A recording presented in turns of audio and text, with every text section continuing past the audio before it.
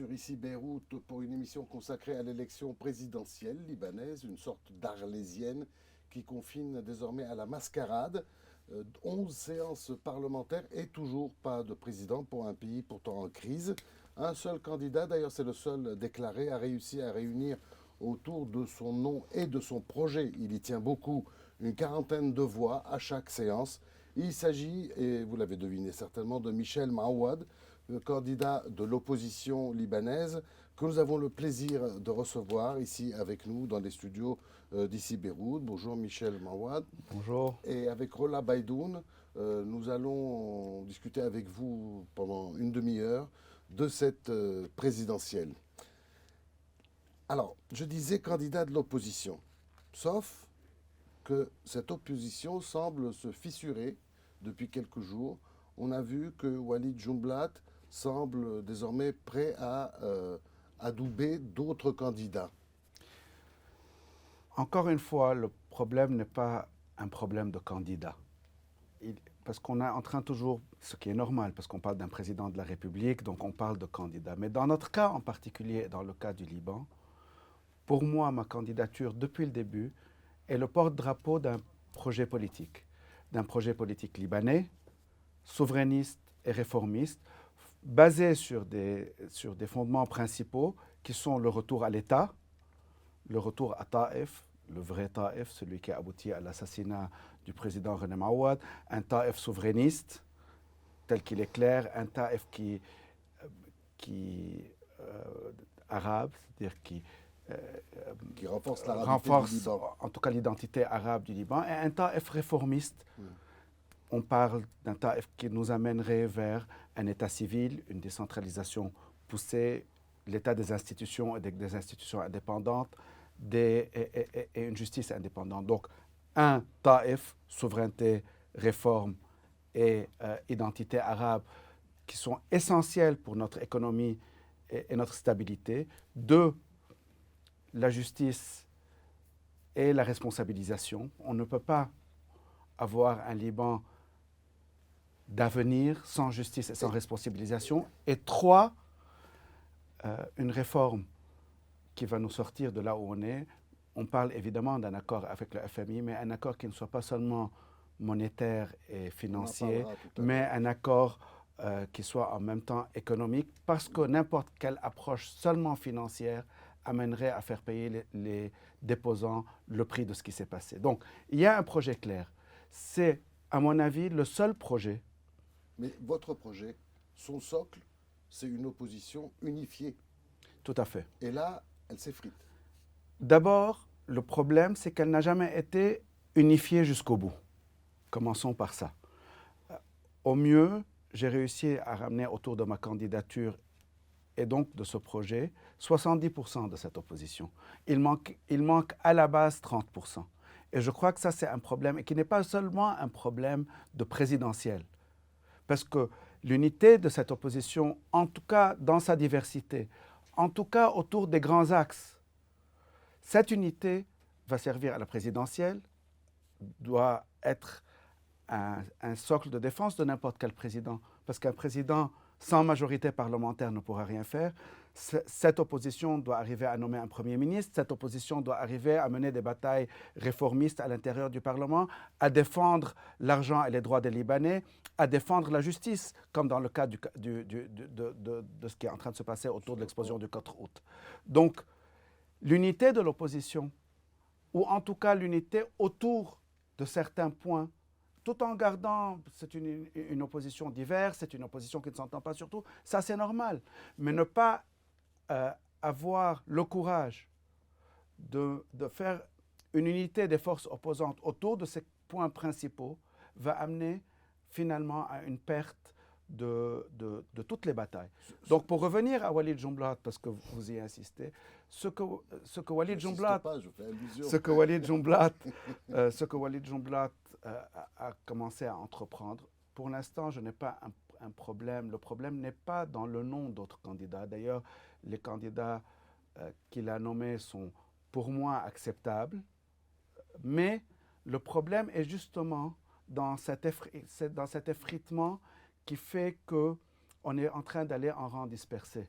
et d'aller en rang dispersé ou de donner le message qu'on va en rang dispersé va aboutir exactement à l'inverse de ce qu'il pense faire. C'est-à-dire va aboutir, à mon avis, à un raidissement du camp opposé qui va voir dans cette fébrilité un message de faiblesse qui risque et qui va les amener à être plus raides. Et d'ailleurs, autour des 3 noms qu'il a proposés, il est clair dans ces quelques jours qu'il n'y a pas eu vraiment un pas en avant de la Moumena'a, mais au contraire, qu'il y a un pas en arrière. Ils sont en train de compter les voix de leurs candidats pour essayer de l'imposer. Donc vous dites en gros, pardon, là je vous passe la parole dans une seconde, vous dites en gros, peu importe ma personne, l'essentiel c'est qu'une opposition souverainiste et réformiste présente un projet, parce que sinon, on va tout perdre. Il n'y a pas de président qui peut gouverner. Tout à fait. Et sinon, on n'aura pas un président souverainiste et réformiste qui puisse d'abord porter ce projet, et deux, il n'y aura pas de président qui pourra gouverner. Pour en revenir à l'initiative de Walid Jumblat, est-ce que cette initiative a été faite en coordination avec vous? Parce que quelque part, il y a une impression qu'il vous a simplement lâché. Non, pour être honnête, on en a parlé. Mais je pense qu'il n'y a... Oubliez encore une fois ma personne. Cette initiative n'est pas faite en coordination ou avec assez de coordination avec les forces de l'opposition. Et donc, on est en train de revenir un peu à nos vieux démons. Je pense que les expériences passées, et on les connaît bien, et les Libanais en ont payé le prix, on a vu quand nous allons en rang dispersé, finalement tout le monde finit par payer le prix. C'est pour ça que j'espère franchement qu'on n'aille pas de nouveau vers les mêmes erreurs, parce que les mêmes erreurs produisent les mêmes effets. Et l'effet de ne pas renforcer les rangs de l'unité de l'opposition et au contraire que chacun revienne à ses calculs, quels qu'ils soient, je pense, va amener finalement à laisser le pays dans l'état où il est. Et on sait très bien où on est le pays. On est dans un pays sans État, sans institutions, sans justice, sans économie, sans monnaie, sans droits des Libanais, même sans frontières. On ne peut pas continuer comme ça. On n'est pas dans un jeu classique. On est dans un état d'urgence. Les Libanais, tous les jours, sont en train de s'appauvrir. Tous les jours, sont en train de payer le prix, un prix très lourd dans leur quotidien. Tous les jours, sont en train de s'appauvrir. Donc, l'État est en train de se disloquer, l'économie est en train de se disloquer. Je pense qu'il est de notre responsabilité et qu'il est de la responsabilité de toutes les forces opposantes au camp de la Moumena'a d'unir leurs efforts. Et là, pour être juste... Pour dire aux gens qui nous regardent, qui ne parleraient pas arabe, c'est l'axe du 8 mars. Oui. Oui. Avec certaines nuances. Hezbollah est allié. Voilà, pour ne pas revenir à une 8 et 14, parce qu'il y a aussi une responsabilité de réforme et de bataille contre la corruption qu'il ne faut pas oublier. Donc, pour revenir à ça, je crois qu'il est, pour être juste avec Walid Jumblat, ce qu'il est en train de faire dernièrement aussi vient du fait que les forces d'opposition, pour ne pas dire l'opposition, n'ont pas réussi dans les 3 mois et au long de 12 séances, pas seulement de s'unir autour de moi ou de ma personne, parce qu'encore une fois, je l'ai dit et redit, que j'étais prêt à passer le drapeau à n'importe quel candidat souverainiste et réformiste qui pourrait réunir ces forces d'opposition et donc arriver à 65 voix. Et donc là, il a été clair que le problème n'était pas un problème de nom, mais un problème de positionnement. Et que oui, c'est beaucoup plus facile pour tout le monde. Concernant ce positionnement, justement, vous avez réussi à obtenir les voix des Kataeb, des forces libanaises et du PSP jusqu'à présent. Et de certains indépendants. De la plupart des indépendants. Oui. Et de certaines forces du changement, voilà, de certains députés du changement. Concernant les députés du changement et l'autre bloc que vous n'avez pas encore réussi exactement à amener vers vous, la modération nationale. Ils ont failli voter pour vous une fois. Comment vous expliquez que ces députés du Liban Nord, qui sont pour la plupart sunnites ou d'anciens haririens, qu'est-ce qui les a empêchés de se rallier à votre projet? Je vais répondre tout simplement ce qu'eux ont dit à la télévision. Eux ont dit qu'ils n'avaient aucun problème avec moi en tant que candidat, mais qu'ils préféraient attendre qu'il y ait un accord entre les Libanais. Oui, je ne suis pas d'accord avec cette version, parce que l'accord ne peut pas tomber du ciel. Et depuis le début, en même temps qu'un projet, j'ai présenté une feuille de route autour de cette candidature. Et cette feuille de route était de dire, nous devons d'abord réunir une majorité, qui est une majorité des forces qui se veulent opposantes à l'axe de la Moumena. Cette majorité, ensuite, ensemble, pourra mener la bataille du quorum. Ensemble, pourra mener la bataille d'un président souverainiste réformiste.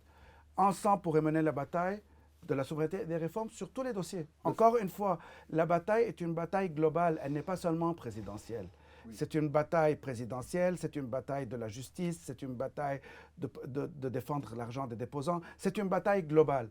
Et donc, ces députés-là ont préféré pratiquement se mettre en marge de la vraie bataille. Et je pense que là, ils doivent porter leurs responsabilités. On ne peut pas continuer à dire nous sommes pour l'accord de Taïf, contre ceux qui ne l'appliquent pas, nous sommes pour le monopole des armes dans l'État, nous sommes pour la réconciliation du Liban avec les pays arabes, nous sommes pour les réformes, mais nous ne sommes pas prêts à prendre les positions à l'intérieur qui risquent de fâcher. Alors vous, dans votre cas, vous avez le courage, il faut le souligner, d'avoir été candidat. Parce qu'au Liban, c'est comme juste le seul pays au monde où les gens ne sont pas candidats. C'est comme la belle au bois dormant qui attend que le prince charmant vienne la réveiller. Et donc, les gens, ils restent en retrait jusqu'à ce qu'ils soient sûrs d'être élus. Donc, vous êtes courageux d'avoir été candidat. Est-ce que vous le restez candidat? Encore une fois, c'est une bataille d'un projet. Qui n'est pas personnel. C'est une bataille qui n'est pas personnelle. Il y a une chose qui est claire et que j'ai dite il y a presque 3 semaines de maintenant, c'est que la continuité de ce qu'ils ont transformé en mascarade et qui est à la base la plus haute responsabilité constitutionnelle d'un député, qui est celle d'élire un président, ils l'ont transformé en mascarade finalement en ne respectant pas la Constitution, en ouvrant des séances parlementaires, en les refermant, en faisant un premier tour, en mettant des noms, en ne pas présentant de candidats, en sortant, en faisant des faux de quorum dès le deuxième tour. Cette mascarade-là, pour moi, est derrière moi. On a D'ailleurs, fait... vous avez décidé de boycotter les prochaines Je n'ai séances. pas dit de boycotter. De ne pas y aller. Ou d'y aller. Est-ce que c'est une des options? Je n'ai pas encore dit de boycotter. J'ai proposé 2 ou 3 options à mes partenaires et à mes alliés. Je vais me permettre, avant qu'il n'y ait un consensus autour de quelle option, je vais me permettre de ne pas rentrer dans les détails, mais une chose est sûre, en tant que candidat et en tant que député, je n'accepte plus qu'on nous impose un mode qui est anticonstitutionnel et qui a transformé les séances parlementaires en mascarade de mauvais goût. On a l'impression maintenant qu'une page de la présidentielle est en train de se tourner et qu'on entame une nouvelle page. À savoir, de plus en plus, on entend le nom du général Joseph Aoun. Est-ce que vous pensez que le plan B, c'est le général Joseph Aoun, auquel les partis vont se rallier progressivement? Encore une fois, bon, d'abord, je commence par ce que j'en pense personnellement. J'ai évidemment une position de principe sur la Constitution et donc de ne pas faire un amendement constitutionnel, mais ça c'est une position de principe. J'ai un grand respect pour la personne qui a prouvé à la tête de l'armée qu'il a protégé cette institution dans des moments extrêmement difficiles et qu'il a eu le courage de dire non quand il fallait dire non. Maintenant, si un accord devait être trouvé autour de cette personne, mais la question reste quel est l'accord. Et encore une fois, sans vouloir revenir, mais parce que la base est là, n'importe quel président, si nous allons en rang effrité, sera finalement un président qui ne pourra pas mener les réformes politiques, souverainistes, économiques et financières qui puissent sortir le Liban, quelle qu'en soit la personne. Donc, encore une fois, la base doit être non seulement la destination, mais aussi le processus. Et le processus, c'est d'unir les forces qui veulent vraiment changer là où le Liban est arrivé. D'ailleurs, toutes ces séances qui ont eu lieu et la quarantaine de voix que vous avez eues à chaque fois vont vous permettre de peser plus tard. C'est-à-dire, si c'est un président qui est élu et qui ne coche pas toutes les cases du souverainisme que vous défendez, vous allez prendre des positions en disant « je ne suis pas d'accord ». Très clairement. Je l'ai dit, je le répète, je suis Parce que prêt ça à vous donne une gagner assise quand même. 40 députés, c'est pas rien. 45, Oui, pratiquement, oui, et même 50. Je fais une moyenne. La moyenne est à 45. Hein? Le plus bas score est à 40, D'accord. pratiquement. Je parle de ceux qui ont voté et de ceux qui étaient absents. Parce que, à cause oui. oui, il faut prendre finalement le soutien. Je sais ce que c'est d'ailleurs, c'est ce que j'ai dit depuis le début. Mais enfin, c'est un détail. Enfin, c'est pas un détail, mais ce n'est pas important. Oui, je l'ai dit, je l'ai redit. Pour moi, je ne mène pas une bataille personnelle. Je suis prêt à soutenir n'importe quel candidat souverainiste et réformiste qui a des chances ou bien d'unir l'opposition ou bien d'arriver. Mais je ne suis pas prêt à tergiverser ou à compromettre le projet politique. Donc, on est prêt à gagner, on est prêt à perdre. On connaît les difficultés de la situation. Mais je ne suis pas prêt à compromettre. Parce qu'on n'est pas prêt à donner notre signature à un projet qui va continuer à détruire l'État, détruire l'économie, détruire la souveraineté et appauvrir les Vous avez Libanais. l'habitude de dire que vous n'accepterez pas un président que vous appelez gris. Oui, tout à fait. Pour nous, pratiquement dans cette présidentielle, nous avons une bataille face à deux profils. Le premier est un président qui soit la continuité du système milicien et corrompu. Et le deuxième profil, c'est un président qui risque d'être, comme ça, un président correct, mais qui soit en fait un président gris, un président faible, un président qui ne porte pas clairement un projet politique souverainiste et réformiste. Donc, nous sommes prêts, je suis prêt, nous sommes prêts à soutenir n'importe quel président souverainiste et réformiste qui porte un projet clair et qui ait des chances ou bien d'avoir la majorité ou bien d'être accepté par l'autre bord. Mais encore une fois, Madame Baidoun, pour revenir à votre question, si vous voyez qui est en train de dire qu'ils sont prêts à soutenir la candidature du général Aoun, vous voyez finalement que c'est encore plus ou moins le même bord qui soutient ma candidature. Et qu'au contraire, dans les quelques jours passés, l'autre camp semble appuyer est en train, au Monsieur contraire, Frengier. de se raidir dans sa position. Oui. Et c'est pour ça que je suis en train de dire très clairement que, quelle que soit la personne que nous voulons soutenir, quelle que soit la stratégie que nous devons adopter, aller en rang dispersé va être un bond en arrière et pas en avant. Oui, on a aussi dit que votre candidature était une candidature qui empêchait le tandem chiite, en gros, de faire passer ou Gebran Bassil ou Slimane Frengier. Et donc, est-ce que vous pensez que ces deux personnes ont encore une chance ou c'est fini? Ce n'est jamais fini, au contraire, ils sont là encore le tandem Amal Hezbollah est en train sérieusement de travailler, de faire des pressions internes, de faire des pressions régionales pour essayer de faire passer leurs candidats et d'imposer leurs candidats. Donc on est toujours dans la même stratégie qu'ils ont adoptée et qui malheureusement par le passé a prouvé que c'était une stratégie entre guillemets gagnante pour le projet et perdante pour le Liban. Avec le président Aoun, qui était de dire voilà, nous bloquons les institutions. Oui. Donc on reste 1 mois, 2 mois, 3 mois, 4 mois, 6 mois, 1 an, 2 ans et demi, et on bloque les institutions contrairement à la Constitution. 2, on appelle au dialogue, et puis dans cette logique-là, toutes les personnes qui disent non, parce que cet appel au dialogue, en fait, est un appel à la reddition. Et donc tous ceux qui disent la vérité commencent à devenir des gens, des personnes de défi qui refusent le dialogue, parce que c'est toujours bien d'appeler au dialogue.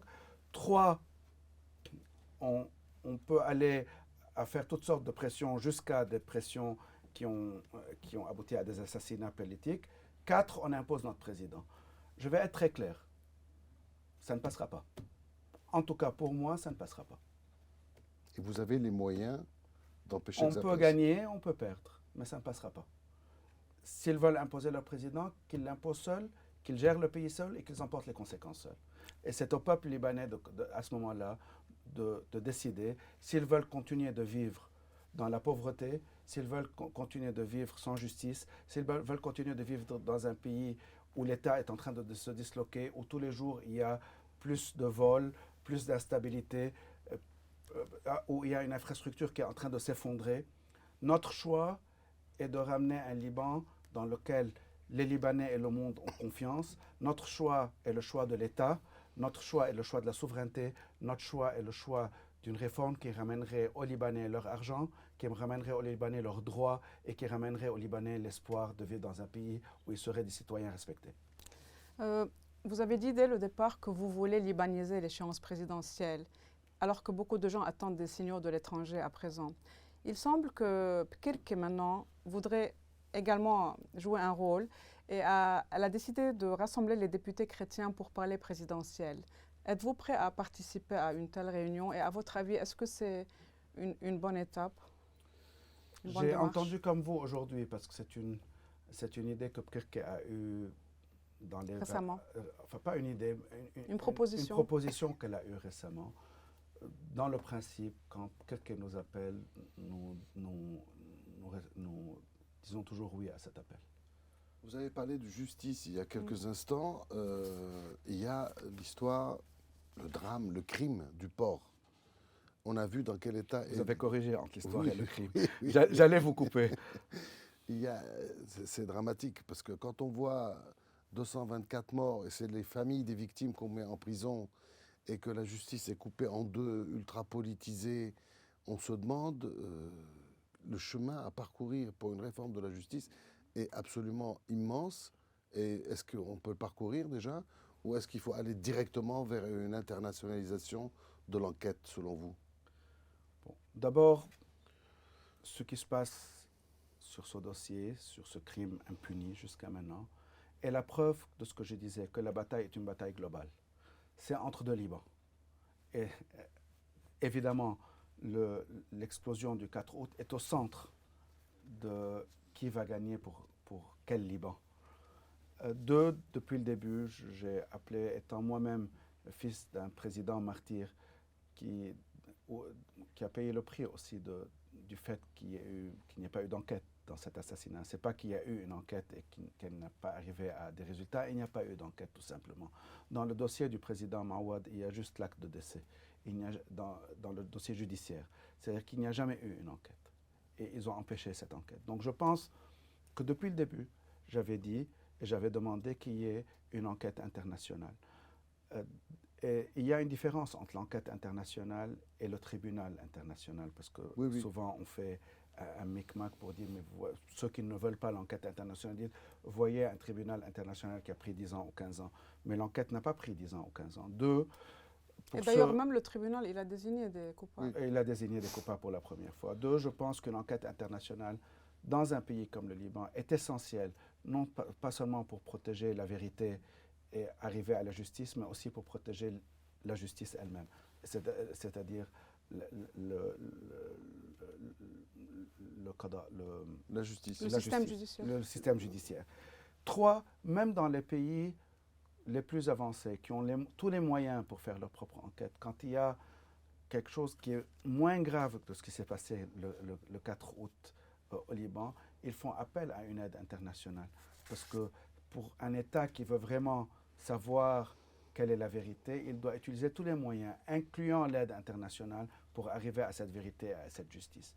Oui, je suis pour une internationalisation. Et 2, je crois que nous devons continuer à mener cette bataille aux côtés des familles des victimes. On a parlé du nombre de morts. Il y a eu plus de 6 000 blessés, dont certains qui sont des blessés graves, qui vont porter toute leur vie, des gens qui ont perdu la vue, des gens qui continuent de mourir, d'ailleurs. Des gens qui continuent de mourir, on est à plus que 226. Il y a eu près de 300 000 Libanais qui ont perdu leur maison et leur source de travail. C'est une des plus grosses explosions de l'histoire. Ce n'est pas acceptable qu'on continue à vivre dans un pays où il y a des crimes, mais il n'y a pas de criminels. Et il y a de la corruption, mais il n'y a pas de corrupteurs. Et on maltraite les familles des victimes. Et on maltraite C'est une bataille que nous devons continuer. Encore une fois, si nous voulons continuer à faire le pari qu'on peut faire un changement à l'intérieur des institutions. Et c'est le pari qu'on doit faire, parce que c'est le pari le moins coûteux pour les Libanais. Quand on veut aller dans cette voie, on est obligé d'être en accord avec nous-mêmes et de réunir toutes les forces d'opposition pour mener toutes ces batailles. Ce n'est pas acceptable qu'il y ait des députés de l'opposition qui ne signent pas la déclaration commune pour finalement protéger la vérité et faire justice. Là encore, il est temps que tous les députés de l'opposition prennent leurs responsabilités. Toutes les petites histoires à gauche et à droite ne tiennent pas face à une vérité. Le Liban est en train de se disloquer. Nous avons fait ensemble le pari de dire nous pouvons faire un changement à travers les institutions. Beaucoup de Libanais d'ailleurs nous l'ont reproché, disent ça ne sert à rien ce que vous êtes en train de faire. Mais si en plus nous ne prenons pas nos responsabilités pour nous unir et devenir une force de changement réel et pas seulement une simple force de contestation en train de dire sur Twitter ou sur Instagram que ça ne nous plaît pas, il faut unir nos forces malgré nos différences. Je voudrais rebondir sur l'histoire de la mobilisation des députés qui a eu lieu au niveau de la justice.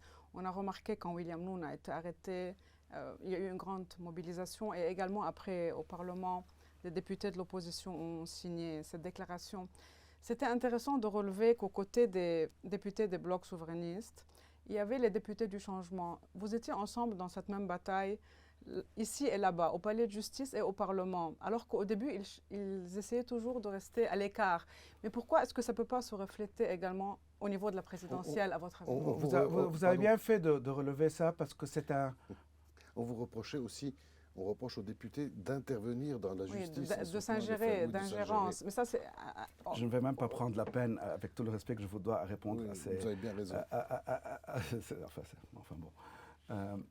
Pour revenir à ce que vous avez bien fait de relever ça, je crois que c'est un pas en avant. Oui, vous avez raison. Si on revient 2 ou 3 mois en arrière, on aurait probablement eu plus de mal à sortir un communiqué avec tous les députés autour d'un même communiqué. Donc je pense que c'est un pas en avant. C'est un pas qui est positif. Mieux vaut tard que jamais. Mais il faut qu'on continue à consolider ce pas. Je sais que beaucoup de Libanais, beaucoup de Libanaises attendent de nous collectivement plus et plus vite. Je pense que ces Libanais et ces Libanaises ont raison. Mais pour prendre les choses du bon côté, c'est un pas en avant qui doit être consolidé et on doit continuer dans la même direction. Je vous propose, avant de nous séparer, de parler d'un dernier thème. On sait qu'il y a eu, il y a quelques jours, avant-hier, je crois, une réunion chez Fouad Marzoumi de 26 députés et de représentants du FMI. Vous faisiez partie des 26 députés. Oui. Qu'est-ce que vous vous êtes dit? Écoutez, je ne vais pas pouvoir dire ce qui a été dit dans la réunion parce que l'esprit. Mais l'esprit. Il y a eu une discussion franche entre le FMI et nous. Je fais partie des députés qui pensent que le Liban doit passer par un plan FMI pour pouvoir sortir de là où il est. Je pense que c'est essentiel. Je pense que de remettre que le prix qu'on est en train de subir, que tous les Libanais sont en train de subir, chaque jour qu'on est en train de gagner du temps, enfin, ou de perdre du temps dans ce cas-là, est un prix énorme. Il y a 25 millions de dollars par jour qui sont en train de disparaître. Il y a une livre libanaise, j'étais en train de faire le calcul quand j'ai présenté ma candidature en septembre. Le dollar était à 35 000 livres libanaises. On est à 65 000 3 mois plus tard. Pratiquement le double. Pratiquement le double. Chaque jour, les Libanais sont en train de payer le prix. Mais nous voulons en même temps un bon plan FMI. C'est ça. Et donc, nous refusons catégoriquement le plan présenté par le gouvernement. Je l'ai dit avant-hier à la réunion. Oui, c'était ça, avant-hier. Nos informations sont bonnes. Quand même. Vos informations sont bonnes. Je l'ai dit avant-hier à la réunion. Le grand problème du plan du gouvernement, et c'est très simple, ce plan a uniquement une approche, avant de rentrer dans les chiffres et les détails, dans la direction générale, ce plan a uniquement une approche financière et monétaire. Et si on a une approche simplement financière et monétaire de la réforme, sans avoir une approche économique et donc politique, parce que, par exemple, pour agrandir la taille de notre économie, on doit se réconcilier avec le monde arabe et le monde.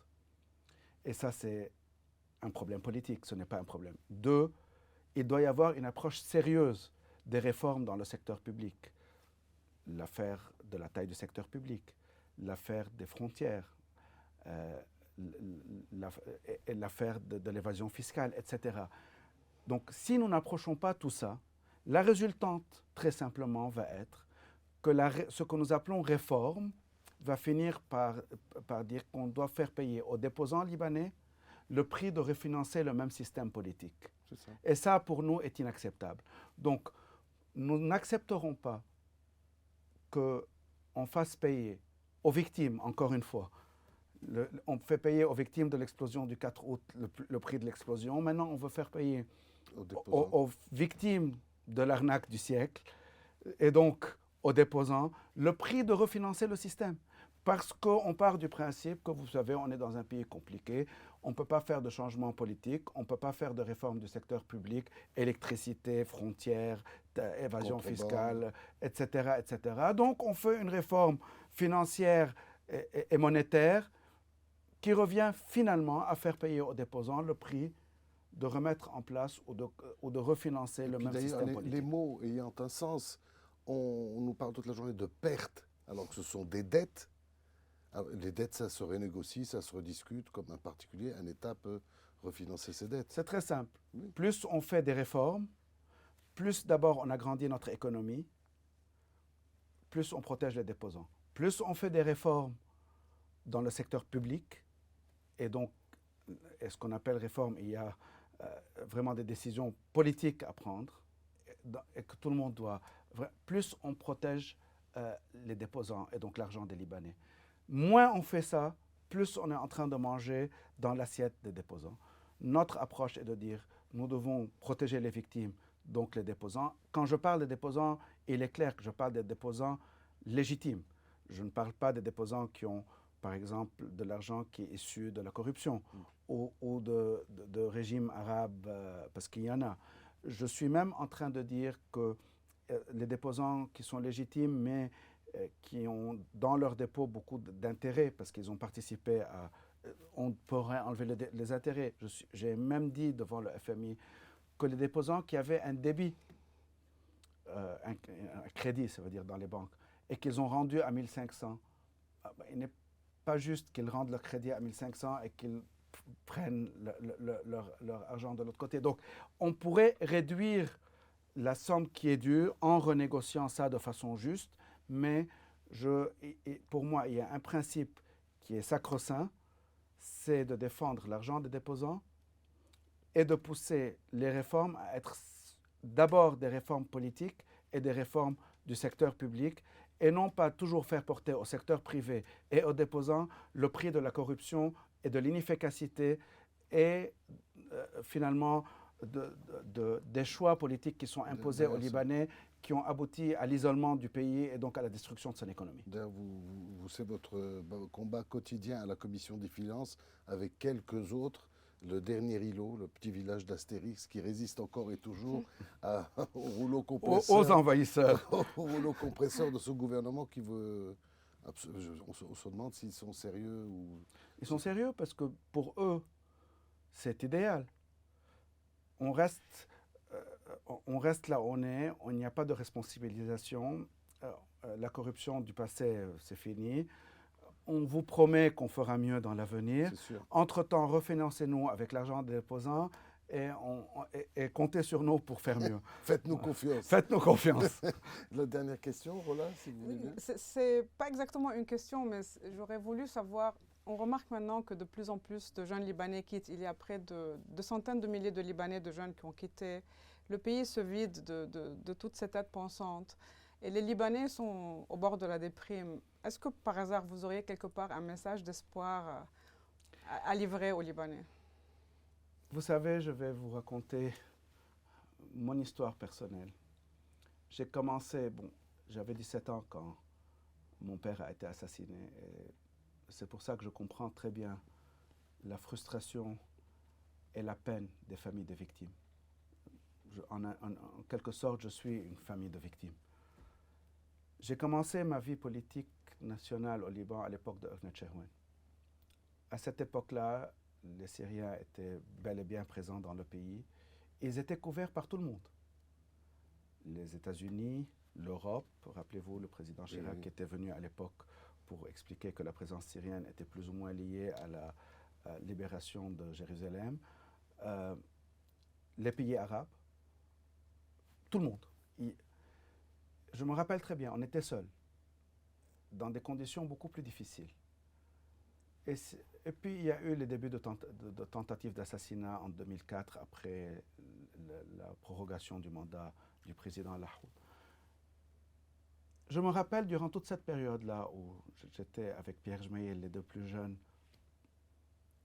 membres de Ernest Chehwen, quand on allait tourner chez les gens, ils nous disaient, bon, ce que vous êtes en train de faire est bien, mais vous allez maintenant nous convaincre que quelques communiqués faits dans un village qui s'appelle Ernest Chehwen, ou d'ailleurs dans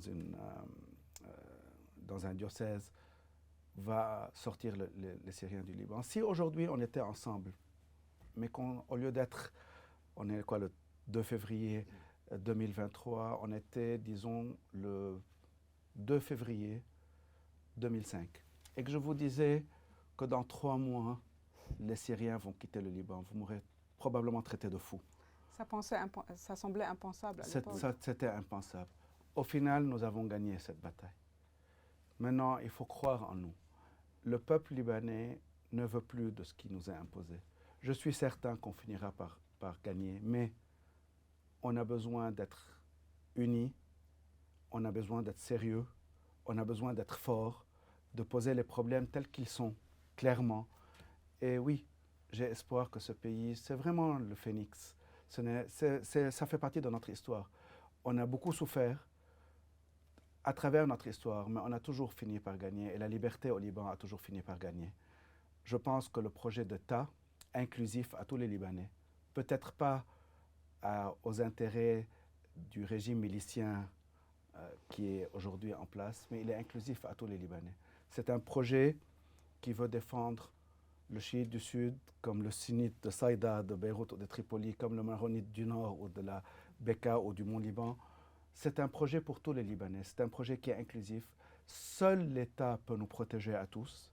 Nous voulons reconstruire cet État. Nous avons tous les moyens de reconstruire notre économie avec notre diaspora. Le Liban a vraiment tellement de talent que je suis certain que ces talents et cette volonté de liberté va l'emporter, même si nous avons des journées ou des jours difficiles devant nous. Merci Michel Marouad. On va rester sur cette note d'espoir. On a fait 38 minutes, c'est pas bien grave, on a dépassé un petit peu. Vous trichez. Merci d'être venu nous voir dans notre studio. Merci Roula. Restez s'il vous plaît sur ici Beyrouth, toute l'actualité, les infos, les images, les vidéos, les reportages, les magazines et les émissions comme celle-ci. Vous pouvez les retrouver sur notre application, sur le site, l'ensemble des réseaux sociaux qui s'affichent juste en dessous de votre écran. À bientôt.